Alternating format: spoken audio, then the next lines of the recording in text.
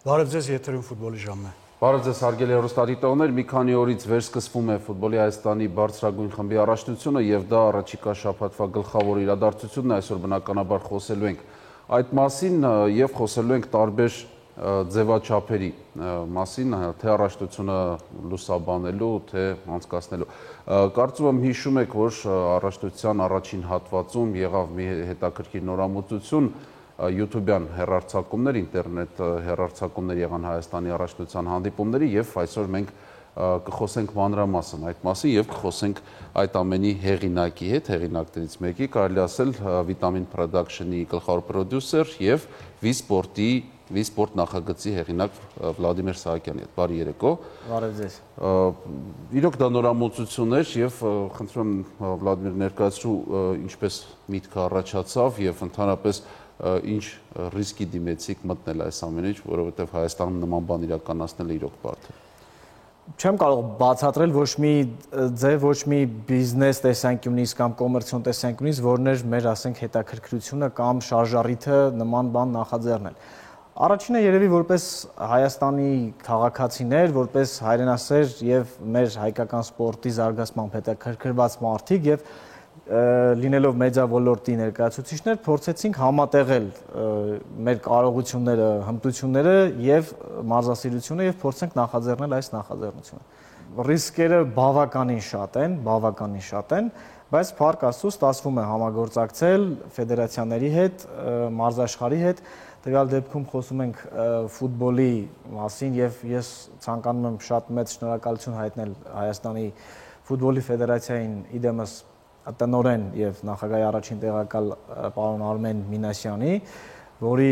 նաեւ անմիջական ջանքերով մենք ունենք այսօր այն հիմքը, այն պլատֆորմը, որպեսզի զարգացնենք եւ շարունակենք զարգացնել այս նախագիծը։ Վլադիմիր, ֆուտբոլի ֆեդերացիայի ձեր համագործակցության մասին դեռ կխոսենք։ Դուք մտաք մի շուկա, որը երկար տարիներ մոնոպոլիա էր, որը մեծ հաշվով չէր բավարարում ֆուտբոլասերին, խաղերի հեռարձակման առումով այդ մասին մենք խոսել ենք եւ դեռ անցյալ տարի, երբ դուք փորձնական նկարահանումներ էիք անում, արդեն ակնհայտ էր, որ դուք փորձում եք միջազգային չափանիշներով ցուցադրել ֆուտբոլ։ Դա կրկնապատկերներն էր, դա այն չերևացող ֆուտբոլի դետալներն էին, որոնք դուք փորձեցիք ներդնել։ Մենք հիմա զուգահեռաբար կարող ենք տեսախցիկների քանակը, տարբեր ռակուրսներ։ Զուգահեռաբար մենք հիմա դիտում ենք V-Sport-ի նկարահանած կադրերը կամ հեռարձակումից։ Ինչ էր սա, միջազգային փորձի ներդրում, թե զուտ երկրպագուական մոտեցում ֆուտբոլին։ Երկուսի համակցությունը, այսինքն փորձել նախաձեռնել մի բան, որը կուզենայինք որ լինել։ Եվ ոչ միայն ուղղակի փաստենք, բա ինչի չկա, ինչ վատ է, որ չկա, այլ մենք փորձենք, եթե ինչ որ բան կարող ենք անել, ապա անել եւ բաց տեքստով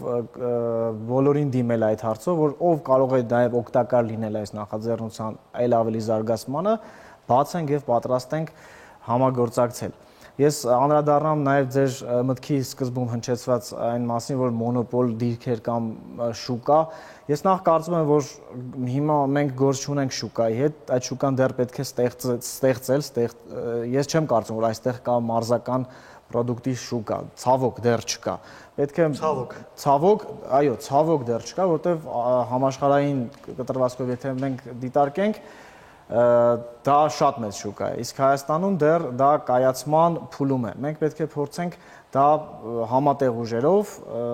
ոչ մրցակցային նույնիսկ շատ հարցերում սկզբունքներով զարգացնել, հետո նոր փորձենք մրցակցել։ Մենք ոչ մի բան չենք փորձել արտադրել ինչ-որ մեկի փոխարեն կամ ի հակառակ ինչ-որ մեկի, այլ ի լրումն։ Մեր մոտեցումը միշտ եղել է այսպիսին, որ եթե միաժամանակ օրինակ կա երկու խաղ, դրանցից մեկն է ցուցադրվում, ապա մյուսն էլ մենք նկարահանենք։ Ի լրումն, որպեսզի վերջին հաշվով շահի հանդիսատեսը երկրպագուն։ Իսկ որակական մասով երևի խոսենք արդեն դադարից։ Շնորհակալություն, հիմա փոքրիկ դադար է մեր եթերում, որից հետո կշարունակենք զրուցել Վլադիմիր Սահակյանի հետ։ Արմենիայի եթերում ֆուտբոլի ժամն է եւ շարունակում ենք խոսել մի քանի օրից մեկնարկող Հայաստանի բարձրագույն խմբի առաջնության երկրորդ հատվածի մասին եւ առայժմ այդ առաջնությունը լուսաբանման ոլորտի շուրջ ենք զրույցները տանում։ Մի այսպիսի հարց, Վլադիմիր, որպեսզի վերջնականապես անցնենք ֆուտբոլին, հիմա մի փոքր շեղվենք, հա, ոչ միայն ֆուտբոլ եք դուք նկարանում ցուցադրում, Հայաստանի տարբեր մարզաձևերի առաջնություններ էլ նկարահանում եք։ Այդ թվում համահայկական խաղեր, Այդ եղան նաև համահայկական խաղերը, այսինքն այստեղ ֆուտբոլասերի, հա, երևի թե գործոնը չէ, այլ մարզասերի։ Մարզասերի, այո, մարզասերի, չնայած որ չենք էլ կարող չընդունել, որ ինչպես ամբողջ աշխարհում Հայաստանում եւս ֆուտբոլը իր մասսայականությամբ եւ սիրվածությամբ բնականաբար առաջին տեղում է գտնվում։ Իսկ պատրաստում եք շարունակել նաև մյուս մարզաձևերը լուսաբանել։ Այո, Հիմա այսպես ավելի խորացված Հայաստանի առաջնությունն եք պատրաստվում, բայց մյուս մարզաձևերը չեն անդես։ Այո, քանի որ մյուս մարզաձևերը ֆուտբոլի նման ռեգուլյար առաջնության բնույթ չեն կրում, էլի ցավոք, բայց փաստում ենք, մնացածի եթե գրաֆիկը համապատասխանում է եւ ֆեդերացիաների կողմից կա ցանկություն եւ ոչ մի կերպ չենք խոչընդոտում իրենց գործունեությանը, ապա սիրով իրականացնում ենք։ Մեր վերջնական շահառուն դա երկրպագուն հանդիսատեսն է։ Մոտ 1 տարի է հեռարձակում է Վիսպորտը, ինտերնետային հեռարձակում է կազմակերպում Հայաստանի առաջնության խաղերի։ Բնականաբար դուք մոնիտորինգ կունենաք այս ընթացքում ձեր լսարանը մեծացել է եւ ինչքան է դարձել։ Կա նման բան, շարժ կա։ Շարժ կա, դա գոհացնող ես չեմ կարող համարել, բայց դինամիկան միանշանակ դրական է եւ ինչու եմ հատուկ կարևորում այսպիսի հանդիպումները, որովհետեւ այսպիսի քննարկումների զրույցների արդյունքում ես վստահ եմ, որ ել ավելի կշատանա եւ կմեծանա այդ թիվը։ Դինամիկան դրական է, բայց դեռ արդյունքները գոհացնող չեն։ Ընդհանրապես Հայաստանում ինչ որ բան անել ինտերնետով նշանակում է մեծ ռիսկի դիմել, որովհետեւ խոշոր հաշվով բնակչության մեծ մասը չէ, որ ինտերնետի հնարավորություն ունի, համենայն դեպս Երևանից դուրս շատ քիչ են դիտում ինտերնետով։ Այնպես որ շեշտը Երևանի վրա է հա դրված եւ թե իսկ դրանով հնարավոր է արդարացնել բոլոր այն թե ծախսերը, թե ձեր աշխատանքը, որը կատարում եք։ Նշեմ, որ ոչ, մեր մոտ հենց մեր այսպես ասած ворթեգրած քաղաքականությունը այսպեսին է, որ հնարավորին չափ Երևանից դուրս մենք իրականացնենք հեռարձակումներ։ Կոնկրետ ֆուտբոլի հետ կապված մենք անցած շրջանում հասցրեցինք մի քանի հեռարձակում Գյումրիից իրականացնել, նույնիսկ մեկ դեպք Կապանից մենք հեռարձակում իրականացրեցինք, իհարկե դա փորձնական էր ընդամենը մեկ տեսախցիկով, քանի որ այնտեղ ինտերնետի նաև արագության փորձարկման խնդիր կար։ Իսկ մնացած մարզաձևերի դեպքում եւս օրինակ վերջերս ֆուտզալի նկարահանում իրականացրեցինք Արթիկ քաղաքում։ Դրանց առաջ նույն Գյումրիում, այլ մարզաձևերի դեպքում եւս այլ քաղաքներում նկարահանումներ իրականացրել ենք եւ հնարավորության դեպքում մենք առաջնայինությունը կտանք ոչ թե ավելի հեշտ է Երևանում արտադրել, այլ թեկուզ դժվար, բայց ավելի շատ մարզերում, որպեսզի այդ տարածումը, մասսայականացումը հատկապես մարզերում լինի։ Նաեւ սկսեն դիտել, կարողանան դիտել այդ ամենը, որովհետեւ օրինակ կներեք, ես այս մասով ասեմ եւս մի կարևոր գործոն։ Օրինակ Գյումրիի խաղը, երբ որ մենք հեռարձակում ենք, տեղական հեռուստատեսություններից, հեռուստաընկերություններից մեկը ուղիղ եթերով այդ խաղերը, այո, մեր ազդանշանը եթերում հեռարձակում է եւ դա ես ձեզ ցուցանիշներ ասեմ, տվյալ պահին Շիրակի մարզում բոլոր հեռուստադիտողների ուղիղ կեսը այդ պահին նայում է ֆուտբոլ Շիրակի մասնակցությամբ։ Մենք միշտ նշել ենք, որ ֆուտբոլի զարգացման գլխավոր նախապայմաններից մեկը հեռարձակումներն է, մատուցման ձևը ավելի, եթե ոչ գլխավորը, վերջի-վերջո Չեմպիոնների լիգա, Եվրոպայի աշխարհի առաջնություններ դարձան նման թոփ մրցաշարեր հեռուստատեսության հեռարձակման շնորհիվ։ Եվ Հայաստանի առաջնության հեռարձակումները դարձել են մեր ֆուտբոլի գլխավոր մինուսներից մեկը, որովհետև կա նաև մատուցման ձև, որակ։ Ինչով եք դուք մեզ ավելի շատ այսպես հետաքրքրում, դա մատուցման որակն է, որովհետև նորից կրկնեմ ֆուտբոլում բացի խաղից կան մանրամասներ, դետալներ, որոնք դուք փորձում եք ցույց տալ։ Դա գոլից հետո օրինակ մարզիչների արձագանքն է, դա մարզասերների դեմքն է տարբեր խաղային իրավիճակներում։ Դուք ձեր եթերներում անդադ փորձում եք անդրադառնալ Հետո կրկնապատկերների բազմազանությունը տարբեր դիրքերից։ Որակը, այս ամբողջը գալիս է մի թեմայի, դուք վերջ-վերջո հումորային շուկայում, հա, այսպես ծնված հեռուստաալիք եք, որը հիմա ֆուտբոլով է զբաղվում, ինչի հետ էր կապված հումորից ֆուտբոլ անցումը։ Ֆուտբոլը ձեր համար շատ հումոր էր, թե հակառակը։ Նույնիսկ մեր հումորային գործունեության ընթացքում, եթե հետևել եք եւ նկատել եք, մենք շատ մեծ տեղ ենք հատկացրել սպորտին, մեր հաղորդումների մեջ էլ ամեն առիթով նաև հավաքականի խաղերի տեսել ես մենք միշտ հրավիրել ենք տարբեր մարզաձևերի ներկայացուցիչների, լուսաբանել ենք, խոսել ենք, բայց մեր նպատակը ոչ թե սպորտը հումորի վերածելն է, այլ ուղղակի մեդիա բնագավառում մեր կուտակված ռեսուրսները եւ փորձը տեղափոխել մարզական մարզաշխարհ, քանի որ այդտեղ կարծում ենք, որ հենց դրա պակասը շատ ակնհայտ երևում է մեր երկրում։ Մի փոքր նաև սկզբունքային հարց է, քանի որ մեր հարևան երկրները ոչ այնքան բարեկամ հատկապես մեզանից շատ են առաջանցել այս տեխնոլոգիաներով եւ մատուցման ամեն ինչով, ամեն հարցով, մենք նաև սկզբունքայնություն ենք ուզում ցուցաբերել եւ հավուր պատշաճի, այսպես գրական ձևակերպել միտքս Զուտ տեխնիկական առումով կպատմեք ձեր հագեցածության մասին, տեսախցիկների քանակը այսպեսին է, մենք մեր ամենաբարդ նկարահանումը դա մեծ ֆուտբոլի նկարահանումն է, որից այն կողմ Հայաստանում չկա այդպիսի մարզաձև, որ չկարողանանք նկարահանել։ Ձեր շարժակայանն էլ մեծ չէ, շատ տեսել ենք։ Կոմպակտ, այո, կոմպակտ։ Այն ինչ մենք պատկերացնում ենք, դա չէ։ Հա, կոմպակտ լուծում ենք գտել արտակարգ իրավիճակների մեքենա է գերմանական արտադրությամբ, մենք ձևափոխել եւ դա նորից ֆուտբոլի հետ կապ չունեցող բան է արտակարգ իրավիճակները։ Այո, հայերեն ասած MCS-ի մեքենա եւ այս պահին մեր տեխնիկական հնարավորություններն են հեռարձակել 14 տեսախցիկով հանդիպումը, բոլորը տեսագրվում են եւ դանդաղեցված կրկնապատկերի հնարավորություն ունենք վիճակագրության ցուցադրման տեխնիկական բոլոր հնարավորությունները, խաղի ընթացքում on-line բոլոր փոփոխությունները, ամեն ինչ մենք կարող ենք տեխնիկապես ամեն ինչ Դուք կարողանում եք վիճակագրություն տալ խաղի ընթացքում։ Այո, կարողանում ենք։ Այսքան ժամանակ որ չենք տվել, դա զուտ անձնակազմի պակասության խնդիր ունենք։ Միգուցե խմբակի է հարկավոր, որը շատ մեծ ուրախությամբ ես իհարկե կօգտագործեմ նաև այս եթերի հնարավորությունը, որպեսզի ես բաց տեքստով դիմեմ բոլոր ցանկացողներին, քանի որ այս նախաձեռնությունը ինքը դեռևս կրում է հասարակական բնույթ եւ կամավորության սկզբունքի վրա է հիմնված։ Այսինքն բոլոր մասնակիցները այս նախագծի իրենք առաջին հերթին հայրենասեր եւ երկրորդ հերթին մարզասեր մարդիկ են, որոնք հավատում են, որ կարելի է ինչ-որ բան փոխել, ինչ-որ բան լավացնել, զարգացնել, այո։ Եվ շատ կարևոր հանգամանք ես եւս նշեմ, որ այս դաթարի ընթացքում ինձ մոտենում են տղաներից մի քանիսը երբ է սկսվելու, այսինքն սպասողականությունը կա։ Այո, այսինքն գործ աշխատանք, որից որ հաճույք եւ բավարարվածություն է։ Այնպես որ բոլոր ցանկացողները, ովքեր ցանկանում են անվճար աշխատել Հայաստանի առաջնության համար, համեցեք Վլադիմիր, անցնենք գլխավորին, հա, վերջին 1-2 հարցը քննարկենք։ Ինտերնետային հեռարձակում դա շատ լավ է, դա նորարարություն է, դա ժամանակակից է, բայց չեմ կարծում, որ դուք չունենաք ձգտում տեղափոխվելու հեռուստատեսության հարթակ եւ սահման չի կարող այո, սահման չի կարող լինել, կա նման միտք, որ ձեր նկարահանումները արդեն հեռուստատեսությամբ հեռարձակվում։ Դա ոչ միայն ձգտում է, այլ երազանք, իհարկե անհնար է դա չնկատել։ Մեր վերջնական երազանքն է այս բնագավառում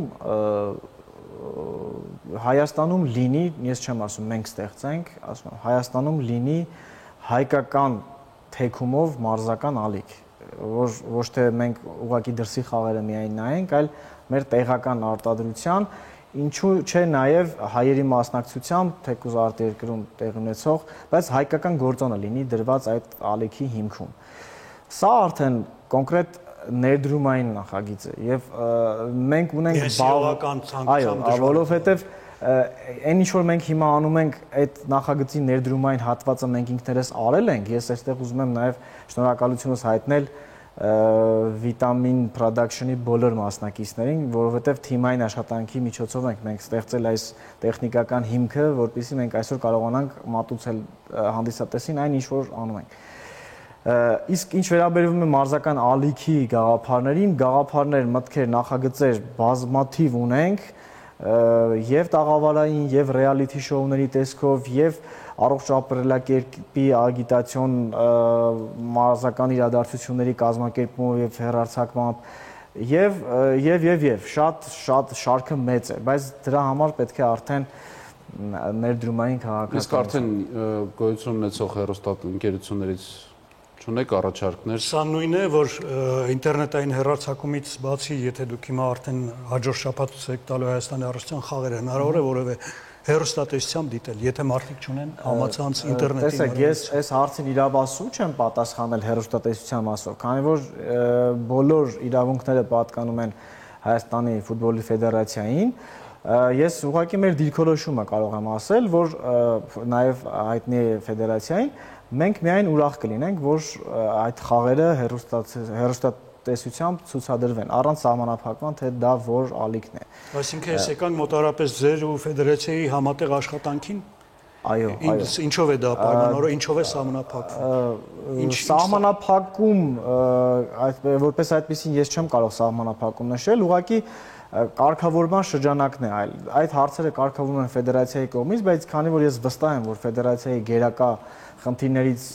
մեկը ոչ միայն թղթի վրա, այլ իրականում գործնականում այն է, որ հնարավորին չափ մասսայականացնել հայկական ֆուտբոլը, հայաստանյան ֆուտբոլը հատկապես, ոչ միայն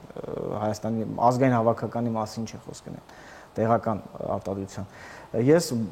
կարծում եմ, որ շատ մոտ ապագայում մենք այս հարցի լուծումը կտեսնենք։ Եթե որևէ հեռուստատեսություն հիմա ցանկանա ցույց տալ ձեր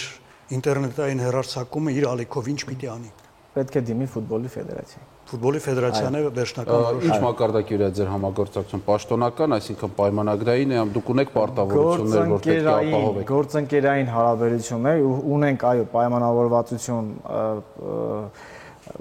փոխադարձ պայմանավորվածություն, դա կլասիկ պատկերացման պայմանագիր չի կարելի անվանել, բայց ունենք հուշագիր, այսպես ասած, պայմանավորվածություն ֆեդերացիայի հետ, որը շատ լավ հիմքերի վրա է դրված եւ ես միայն կարող եմ փաստել, որ եթե բոլոր ֆեդերացիաներում այնպիսի հիմքեր ու ձգտում ու մղում ցուցաբերվեր ինչպես ֆուտբոլի ֆեդերացիայում, մենք շատ զարգացումներ կունենանք ամբողջ մարզաշխարհում։ Շնորհակալություն, մենք ուղղակի մարզասերներին, հատկապես ֆուտբոլասերներին նորից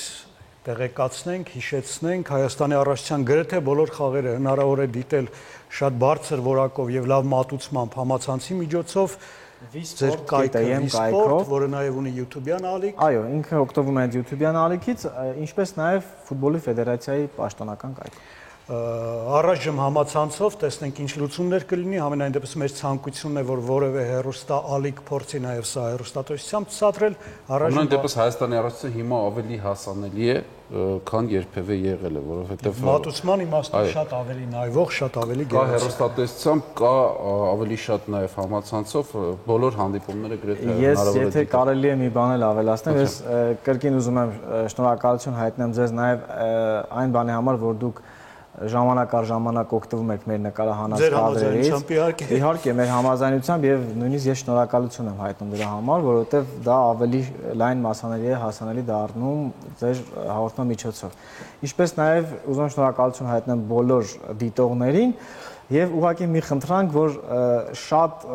խիստ կոմենտարիաներ խնդրում եմ մի գրեք ուղղակի եթերների ժամանակ մերթ լինում են։ Ուղղակի հասկացեք, որ մենք միասին կարող ենք նույն գործը անել։ Եթե կարող եք կոնստրուկտիվ ինչ-որ բանով օգտակար լինեք, փորձեք օգտակար լինել։ Եթե չէ, մեկնաբանությունների առումով պետք է սկսեք սովորել, որովհետև յուրաքանչյուր լավ գործ իր հետ բերում է նաև վատ մեկնաբանություն։ Եթե դուք ուզում եք լավ մեկնաբանություններ չակերտների մեջ կարդալ, նայեք Հայաստանի առողջության չեմպիոնների լիգայի մնացած բոլոր հեռարձակումների ժամանակ ինչ մեկնաբանություններ են լինում, այդ ժամանակ դուք կզգաք, թե ձեր վիճակը ինչքան լավ է։ Շնորհակալություն Վլադիմիր, ձեզ մաղթում ենք հաջողություններ ձեր շատ կարևոր եւ բարդ գործում։ Հույս ունենք, որ մենք դեռ էլի պիտի հանդիպենք, որովհետեւ ծրագրեր, նախագծեր կարծում ենք, թե ֆուտբոլի հետ կապված հատկապես էլի կլինեն։ Մենք զրուցում էինք Vitamin Production-ի գլխավոր պրոդյուսեր Վլադիմիր Սահակյանի հետ եւ երկրորդ հատվածում մեր հաղորդման արդեն կանդրադառնանք Հայաստանի առողջությանը, թիմերին, ովքեր ինչպես են պատրաստվել եւ մեր հյուրը մյուս հատվածում Գևորգ Բուռնոչյանն է, ֆուտբոլ 365-ի գլխավոր խմբագիրը, մնացեք Արմենիայի եթերում։ Արմենիայի եթերում շարունակվում է ֆուտբոլի ժամը եւ հաղորդման այս հատվածում արդեն կխոսենք մեր առողջության բաղկացուցիչի մասին, թիմերի մասին, ովքեր ինչպես են պատրաստվել եւ ինչ շանսերով են մոտենում երկրորդ հատվածին։ Նախ եկեք մրցաշարային աղյուսակում վերհիշենք ինչպիսի իրավիճակ է, որովհետև կարծում շատերը հասցրել են մոռանալ, առաջատարը Ալաշկերտն է 15 խաղից հետո Աբրահամ Խաշմանյանի թիմը 32 միավոր ունի, Փյունիկը 30 միավորով երկրորդն է, Արարատը 25 միավորով եզրափակում է լավագույն եռյակը, 24 միավոր ունի Շիրակը, 22 Գանձասար-Կապանը, 14-ական Միկան եւ Բանանցը եւ Ուլիսը, որը չի շարունակելու առաջնությունը 2 միավոր ունի, այստեղ արդեն հաշվարկ չի լինելու բնականաբար եւ եկեք տեսնենք ինչ հանդիպումներ են սպասում մեզ 16-րդ տուրում։ Մարտի 2-ին կկայանան Ալաշկերտ, Գանձասար-Կապան եւ Փյունիկ-Բանանց հանդիպումները, խաղերի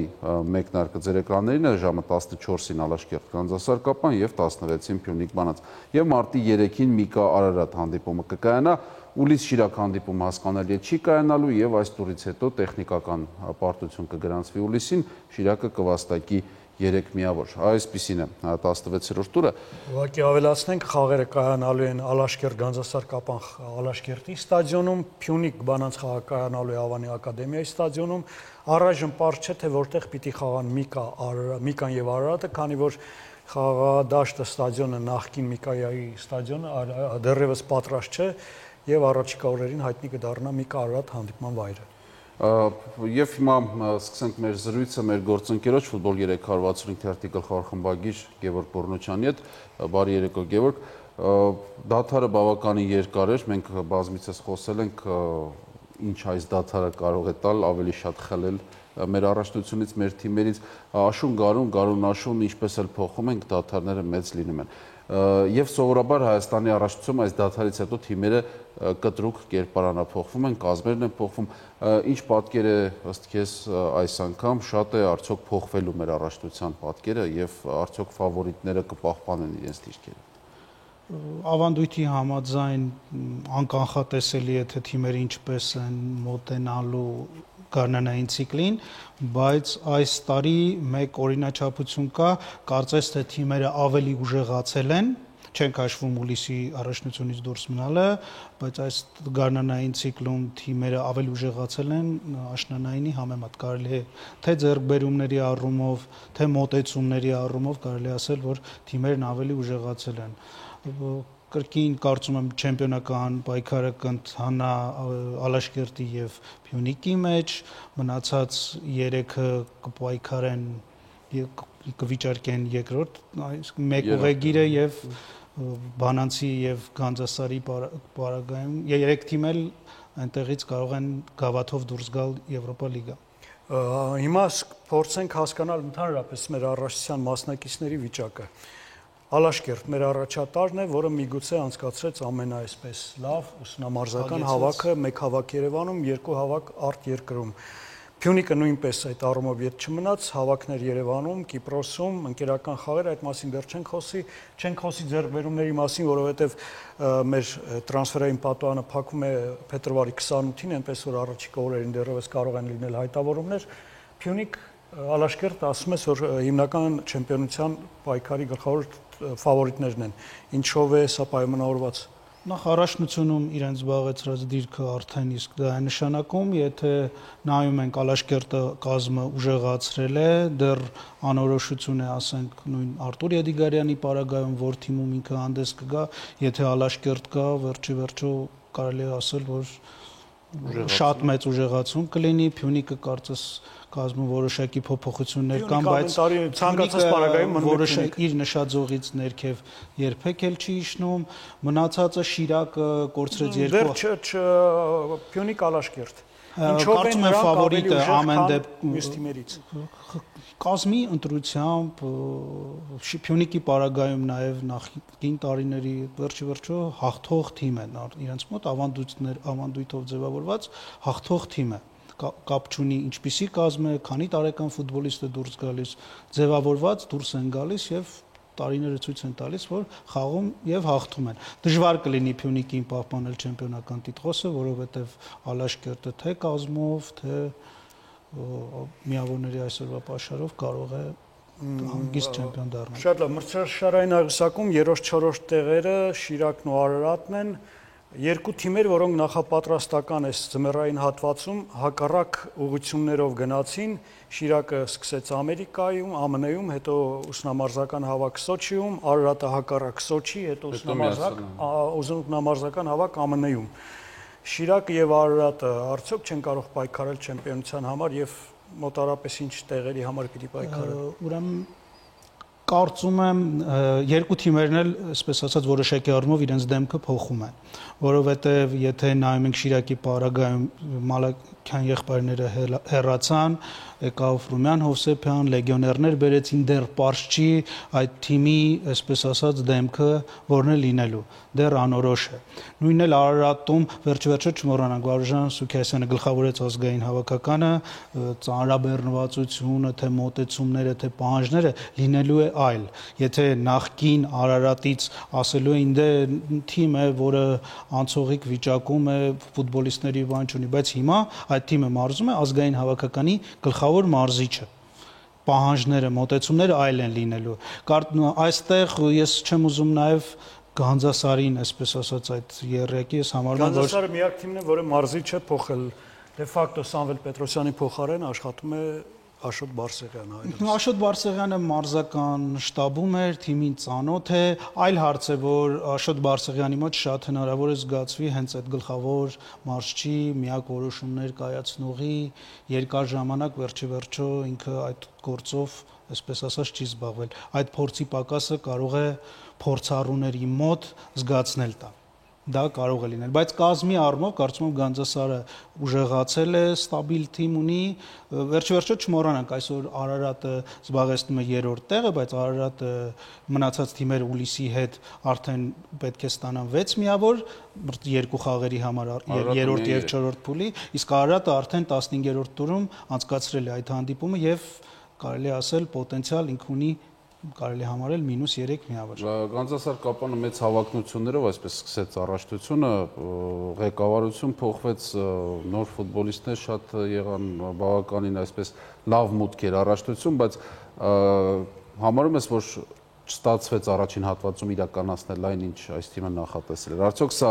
օրինաչափ տեղ է, որ զբաղեցնում է Գանձասար Կապանը։ Գանձասար Կապանը իր կազմով այս կազմից շատ ավելի ուժեղ թիմեր է ունեցել, բայց վերջը այնտեղ այլ ֆակտորներ կան, թե օբյեկտիվ, թե սուբյեկտիվ։ Հիմա կարծես ակումբում փոխվել է նաև մոտեցումները, արվում են կտրուկ քայլեր չեն արվում, բայց նորմալ զգում ես, որ ասենք հիմա թիմը ուժեղացվեց, այսպես կետային ճշտությամբ, այսինքն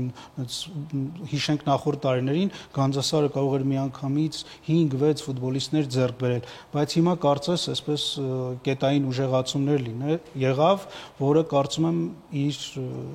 այնուամենայնիվ Սամվել Պետրոսյանի հեռանալը նշանակում էր, որ չէր գոհացնում արդյունքը ղեկավարը։ Դժվար է ասել, չեմ կարծում այսօրվա իր զբաղեցրած տեղը եւ միավորների պաշարը ակումբի ղեկավարության համար որևէ անակնկալ էր։ Չմոռանանք մեկ այլ ֆակտոր։ Մենք ունենք գավաթային հանդիպումներ։ Եթե այս կողմից գալիս են Միկան եւ Գանձասարը, եթե նրանցից անցնողը միանշանակ իր ամբողջ ներուժը նետելու է գավաթի եզրափակչին, այդտեղ կարող է առաջնությունում որոշակի մոտեցումների փոփոխություններ լինի։ Նախորդ տարիներին այդպես եղել է։ Այն կողմից էլ Ալաշկերտ Բանանցը նույնն էլ Բանանցը վաբանկ վիճակում է, մնացել է միակ մրցաշարը, որտեղ կարող է Եվրոգավաթի ուղեգիր նվաճել։ Ուղղակի Գանձասար Կապարը ունիկալ թիմ է, միգուցե համահայկական թիմ պիտի նրան համարել, որովհետև համարվելով Կապանի թիմ, տեղաբաշխվում է Երևանում, մարզվում է Աբովյանում կամ Աշտարակում, այնպես որ այսպես աշխարհագրական առումով համահայկական թիմ է։ Հաջորդը Բանանցը, որը իսպանական թեկում ունի, հսկայական մարզչական կոլեկտիվ, ես օրինակ վերջերս հետաքրքիր առանձնահատկություն տեսա Բանանցի մեջ, Կիպրոսյան հավաքին, եթե Բանանցը գնացել էր 40 կամ 50 մարկանցով, կեսը ֆուտբոլիստ չէին, սա մեր իրականության համար ինչ-որ նոնսենս իրավիճակ է, եւ իմ համար Բանանցը դեռևս ավելի շատ առանձնանում է իր շոուներով, քան խաղի որակով։ Բանանցից սպասելիքներդ, Գևորգ։ Բանանցը կարծում եմ ազգային առաջնությունում -10 միավորը դա մեծ է եւ մնացած այդ 12 ռեալ 12 խաղում 10 միավորը հետ բերելը կարծում եմ անհնարին բան է։ Սպասել կարելի է Եվրոգավաթային գոտուս նկատի ունի։ Այո, եթե հաշվում ենք Եվրոգավաթ իսպանական մարզչական կորպուսի աշխատանքը հիմա պիտի երևա, թե վերջապես դեռ նրանք ասում էին նոր ենք, հիմա արդեն նոր են, թե մոտեցումները շատ լավ է եկավ թարմություն, նոր մոտեցումներ եղավ։ արդեն նշված այդ Շոուային շոուային ներկա գտնվելը հաճելի է։ շատ հաճելի, բայց ոչ խաղի որակով։ Խնդիրը մոտեցումներն է, այդ այսպես նոր ստանդարտով այդ մոտեցումները եկավ շոուային մասերը, գումարները ծախսում, արդյոք դա կտա իր էֆեկտը հետագայում, թե հիմա ձեռքբերումների առումով մեծ իմաստով, այսպես անուններ մենք չենք տեսնում, դժվար է պատկերացնել, կրկնում եմ, որ 10 միավորը ինքը կարող է այս կազմով հետ բերել։ Ցույց տվեցին նաև իրենք շատ լավ կազմակերպված էր հեռարձակում էին իրենց ընկերական խաղերը, խաղային առումով ոչինչ չի փոխվել։ Գեորգ, եթե հիշում եք շոուի առումով Հայաստանի առաջացնում առաջի լիգայում տարիներ առաջ 10 տարի երևի առաջ կա Երևանում United team, որի խաղերին ներկա էին լինում 7-8000 անիսականներ։ Շոուն հսկայական է, բայց որը չուներ խաղ։ Չէ, տարբերությունը բավականին մեծ է, այնտեղ Երևան United-ում միայն շոուներ տիրում, իսկ բանանցը ֆուտբոլային առումով նա շոու էր, իսկ սա ֆուտբոլային մոտեցումներ է։ Շատ լավ, հնարավոր է, որ դեռևս մենք բանանցի կատարմամբ հա ֆուտբոլ հասկացողությունը չտեսնենք, որովհետև կազմում հսկայական փոփոխություններ կան, անկեղծ ասած, այն խաղը, որ մենք տեսել ենք հավաքների ընթացքում, շատ հեռու է բավարար լինելուց։ Մենք չենք տեսնում իսպանացի լավ մարզիչի աշխատանք էստեղ։ Ակումբի ղեկավարությունը չի ཐակցնում, որ այս տարի, այսինքն իրենց նպատակը հեռանկարային են եւ շատ դժվար մոտեցանք գլխավոր հանելուկին մեր առաջացան երկրորդ հատվածի խոսքը Միկայի մասին է, այստեղ ամեն ինչ է փոխվել։ Ակումբը ղեկավարում են Խորեն Հովհաննիսյանը եւ Արմեն Պետիկյանը կամ մեկը կամ մյուսը կամ երկուսը միասին չգիտեմ, գլխավոր մարզիչ Սերգեյ Յուրան է, նրան օգնում է Արմեն Շահագելդյանը եւ գրեթե 100%-ով փոխվում է թիմի կազմը։ Երկու հավաք Միկան անցկացրեց Վրաստանում, ինչը երևի թե նորություն էր հայկական թիմերի համար, ամենայն դեպս շատ վաղուց Վրաստանում ոչ ոք ուսումնամարզական հավաք չէր անցկացրել, վերջին եթե չեմ սխալվում ուլիսն էր անում շատ վաղուց, անգամ վրացական թիմերը Վրաստանում ուսումնամարզական հավաք չեն։ Եվ Միկայի նոր ֆուտբոլիստերին դեռ պետք է տեսնենք։ Սա նոր նախագիծ է, թե ուղղակի թիմը կործանումից փրկելու փորձ։ Ինչպես կարելի է ձևակերպել։ Ուրեմն նախ եկեք փաստենք, որ Հայաստանի առաջնությունում առաջին անգամ եկել է մարզիչ, ով շատ բարձր կարգի ֆուտբոլիստ է եղել։ Մենք նախորդ տարիներին երբեք այդպիսի Սերգեյ Յուրան, վերջո ԽՍՀՄ հավաքականի հետո Ռուսաստանի հավաքականի առաջատար, շատ գործ ունենք էմոցիոնալ մարդու հետ, թե որպես ֆուտբոլիստ է այդպեսին եղել եւ որպես մարզիչ։ Նրա կողքին Արմեն Շահագելդյան, որը գլխավոր մարզիչ, չէ, ինքն էլ էմոցիոնալ, շատ դժվար է պատկերացնել։ Հիմա օրինակ ուզում եմ պատկերացնեմ Ալաշկերտ Միկա հանդիպումը, մի կողմում Աբրահամ Խաշմանյան, մյուս կողմում Յուրան, Շահագելդյան, դա առաջնությանը մեր առաջնությունը այդպիսի անձանցով հարստանում է, բոլորս էլ հասկանում ենք, Սերգեյ Յուրանը չի եկել Հայաստան գումարների ետևից։ Սերգեյ Յուրանը եկել է ապացուցելու, որ մեզ չապացուցելու, Ռուսաստանին ապացուցելու ֆուտբոլ գալ գումարի ետևից մի տեսակ չի հնչում։ Բայց ես համաձայն չեմ, որովհետև Յուրանը ինչի վրա է եկել, դատարկ տարածությամբ, որ մի թիմ, որտեղ ֆուտբոլիստ չկա։ Եվ դա եւ եկեք նայենք, որ թիմերն են մարզել մինչեւ հիմա Սերգեյ Յուրանը։ Չէ, Յուրանը ոչ մի ակումբ բարձրագույն խմբից Ռուսաստանի, չնայած եթե այդպես լիներ, դժվար թե նրա հաջորդ քայլը Հայաստան գալը, սա կայանալու փորձ է Սերգեյ Յուրանը։ Վերադառնալու կարելի ասել, ինքը տարբեր տեղեր փորձեց, նույն Ադրբեջանում փորձեց, որտեղ բավականին լուրջ գումարներ էր վաստակում, չստացվեց։ Իր համար վերադարձի փորձ է։ Հասկանալի է, ինքն էլ է լավ հասկանում, որ եկել է միտեղ, որտեղ ոչինչ հայտնի չէ, թե կազմի առումով, թե մոտեցումների առումով, ոչ մեկ չգիտի Միկան հաջորդ մրցաշրջանը սկսելու է, թե չէ, որևէ մեկը կարող է վստահաբար ասել սկսելու է, թե չէ։ Թիմը բավականին լուրջ ֆինանսական խնդիրների առաջ էր, հիմա կարծես թե այսպես էտապը ստացվում է Միկայի միակ շարժառիթը այս մրցաշրջանի հատվածում, երկրորդ հատվածում մնում է գավաթը նվաճել։ Մեր բոլորս հասկանում ենք, եթե չեմպիոնին թողնենք մի կողմ, չեմպիոնը մի փուլ անցնելու պարագայում կարող է ապահովել գրեթե իր բյուջեի 80-90%-ը, Եվրոգավաթային դուրս գալու եւ մեկ փուլ հաղթահարելու պարագայում դա մոտ կես միլիոնի կարգի գումար է լինում, որը մեր թիմերի համար կարելի է համարել, չգիտեմ, 60-70% բյուջեն կարող է Եվրոգավաթ, դրա համար այս պարագայում կարելի է հաշվի առնել, որ կա նաեւ վաբանկային քայլեր։ վաբանկային ձեռքբերումներ, քայլեր։ Եվ բարձ չի հեռանկարը։ Անշուշտ ռիսկային գործոնը մեծ է, եթե վաբանկ է։ Մենք նորից փաստենք, հաջորդ շաբաթ մեկնարկում է, վերսկսում է Հայաստանի առաջնությունը, կարծում եմ ուղղակի մենք բոլորս կարոտել ենք հենց ստադիոնում ֆուտբոլ դիտելուն։ Ակումբների հետ նախապատրաստվել է նաև մրցավարական կոլեկտիվը, 30 մրցավարներ Ֆեդերացիայի համապատասխան աշխատողների գլխավորությամբ Սոչիում, կներեք, Ռուսաստանի քաղաքներից մեկում Կրիմսկում ուսումնամարզական հավաք էին կազմակերպել։ Ուղղակի այդքան մրցավարներ են մեզ մոտ որակը զրկվում, բայց 30 մրցավար արդեն ունենք։ Նա նաև դատելու են առաջին լիգայի հասկանալի, առաջին խմբի, բարձրագույն խմբի, այո, բայց սա ավանդույթ է դարձել, մրցավարները նույնպես հավաք են անցկացնում եւ ստուգողական բազմաթիվ հանդիպումներ են սպասարկում Կարեն Նալբանդյանի գլխավորությամբ, այո, այս հավաքը նաև այս անգամ եղավ, մրցավարները նույնպես պատրաստ են, Հայաստանի առաջնությունը շուտով վերսկսվում է եւ այդ առիթով եւ թե կարելի արդեն շնորհավորել ֆուտբոլասերներին եւ հաղորդման վերջում մենք կցանկանանք եւս մեկ թեմայի անդրադառնալ, որ այսօր ուղղակի հնարավոր չէր անտեսել, վաղը հայտնի կդառնա։ Այո, արդեն այսօր հայտնի կդառնա FIFA-ի նոր նախագահը եւ հիմա փորձենք մի փոքր շանսերի մասին խոսել, Գևորգը այս ոլորտում բավականին լուրջ մասնագետ է, Գևորգ, ով է ֆավորիտը 5 տեխնացուներից ըստ քեզ, եթե հաշվի չառնես այնինչ համաշխարհային մամուլը եւ մասնագետներն են ասում։ Ցանկություն դժվար է, ֆավորիտը, եթե այսպես կանխատեսումներին նայել, կարծում եմ բոլորս էլ գիտենք Ասիայի կոնֆեդերացիայի նախագահն է, նա մեծ հեղինակություն ունի։ Բահրեյնի շեյխը, որովհետև այնտեղ երկու շեյխ կա, Հորդանանի շեյխը եւ Հորդանանի արքայազնն է այնտեղ։ Նա այնտեղ արքայազն է, իսկ սա Բահրեյնի շեյխի պաշտոն է։ Նա հին Այսինքն ներողություն, դուք կարծում եք, որ այստեղ շեյխերի պայքար է իրականում։ Կա երրորդը, որը եվրոպացի է եւ շեյխի կոչում չունի, Ինֆանտինոն է, որի 5 տեխնացուի հետ գործ ունենք, դա 5-ից համարենք, որ երկուսը ամենայն դեպս նա ուղղակի հետաքրքրության համար, այսպես Եվ աֆրիկացի այդ Տոկիո Սեքսվալեին էլ, հա, ֆավորիտ չհամարենք երևի թե 3-ի մեջ է պայքարը դա։ Կարծում եմ երկուսի, բայց բոլորն հասկանում են, որ ֆուտբոլի զարգացման տենդենսների առումով այսպես հաճելի եւ ճիշտ կլինի, որ հաղթի Ինֆանտինոն, որովհետեւ եվրոպական առաջին անգամ եվրոպական ֆեդերացիաները բացահայտ պաշտպանեցին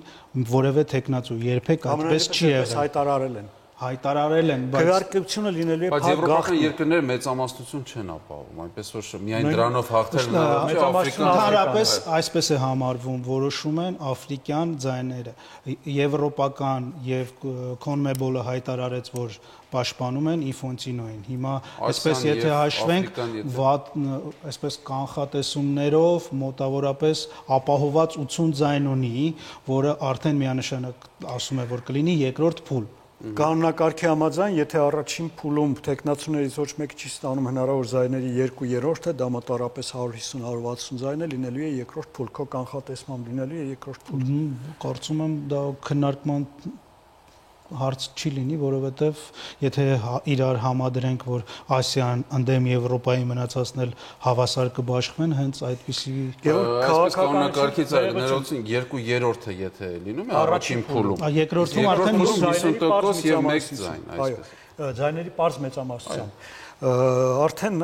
բազմիցս այսպես տեղեկատվություն կա, որ ԱՄՆ-ի արտադարձության աշխատակիցները Ցյուրիխում են եւ հնարավոր է, որ առավոտյան արդեն նոր ձերբակալություններ լինեն FIFA-ի անդամ երկրների ղեկավարների, ինչ ես կարծում, քաղաքականությունը ուղղակի ազդեցություն ունենալու է այս ընտրությունների վրա։ Ընդհանրապես նախորդ, եթե հիշենք նախկին տարիները, 2002 թվականի որ Ճապոնիա-Կորեայում կայացած այն ընտրությունների ժամանակ նույն այսպիսի իրավիճակ էր։ Երբևէ չի եղել ձերբակալություններ մինչ անցյալ Ուրեմն Բլատերը այն ժամանակ հենց ինքը ասել է, որ ես շատ մեծ վտանգով եմ մեկնում Ճապոնիա եւ Կորեա եւ կարող են այնտեղ ինձ ձերբակալել։ FIFA եւ այսպես Ամերիկայի դաշնային բյուրո այդ հակամարտությունը միշտ եղել է։ Ակտիվանում է այս ընտրությունների ժամանակ, որտեղ նայենք նախորդ ընտրությունները, որ Բլատերը հաղթեց։ Նորից նույն իրավիճակներ, չեմ կարծում, որ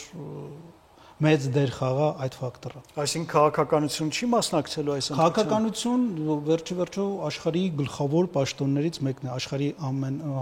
եթե թողնենք օլիմպիական կոմիտեն թե քաղաքական ընտրություն։ Հաշվառնելով որ հանկարծ պատմության մեջ առաջին անգամ Ամերիկայի Միացյալ Նահանգները այսպես քամուպես մտավ FIFA, ամեն ինչ քանդեց, ձերբակալեց։ Բացահայտ Գերմանիայի ֆուտբոլի ֆեդերացիայի նախագահան, Մեծ Բրիտանիայի, Անգլիայի ֆուտբոլի ֆեդերացիայի նախագահան, Հոլանդիայի ֆուտբոլի ֆեդերացիայի նախագահան բացահայտ հայտարարեցին, որ մենք չենք կարող թույլ տալ, որ ոչ ֆուտբոլային երկրի ներկայացուցիչը մեզ ղեկավարի։ Ընդամենը 3 ձայն 209 ձայնից, որոնք ձայների առումով հավասար են, ասենք, չգիտեմ, Լեսոտոյին, Կյուրասոյին եւ այլն։ Եթե հավատանք շրջանառվող լուրերին, վերջին